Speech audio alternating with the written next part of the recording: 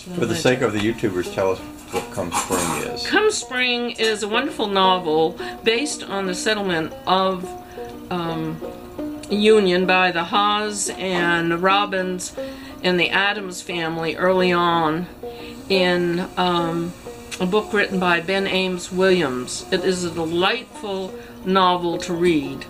And anyway, so based on true characters and true events. Right.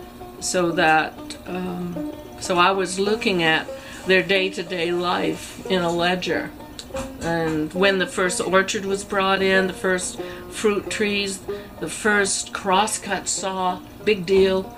They got a crosscut saw. Prior to that, they didn't have anything like it.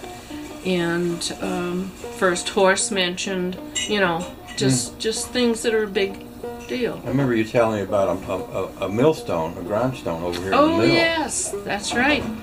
When they first brought the millstones in, and it's recorded in that ledger. You said that was, I mean, you were telling me that was not just a rock or no. It was something that was very special that was imported from France. Can you say a bit more about that? Yes.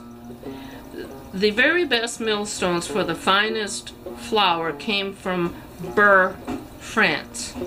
And they came by sea. And it was my understanding from the ledgers they came through Camden. And the Camden port. And then they would come by oxen teams. And they came here. And the stones are still...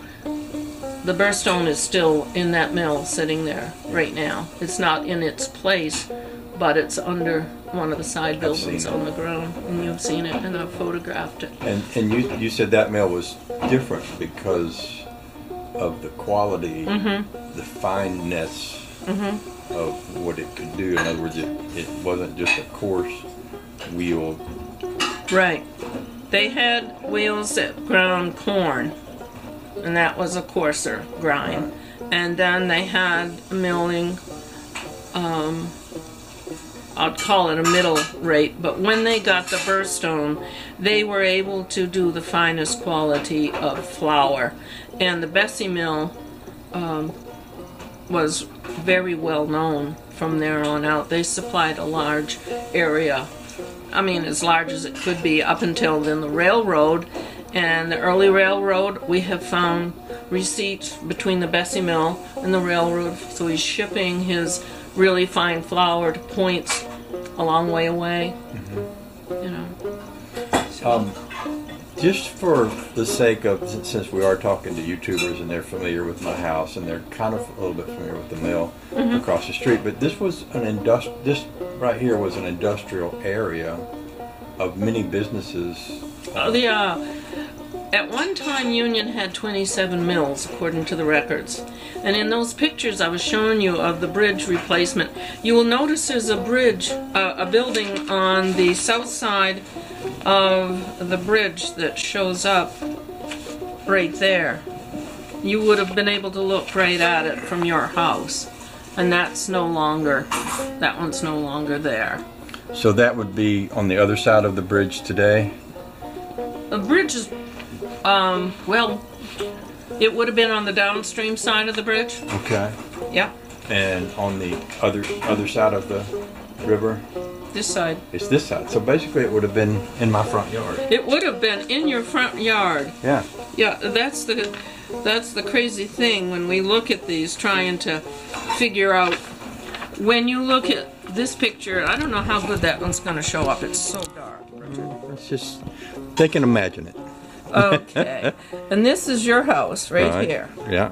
And that other mill would have been right there. Okay. And then this is the leftovers of one that burned. Okay. And we know there was a carding mill, there was a leather tannery, there was a shingle shop, and, you know, regular lumber mill. There were so many mills here along this little section. And because they had a good water supply almost year-round, and a good, what they called a water drop. There was a certain number of feet that the water was always going to be dropping over the season coming downstream. The Department of the Interior, or whatever they called it at that time, had all of that surveyed, so they knew how steady the mill would be, whether it was only going to be a 6 month mill or a year-round mill with water supply.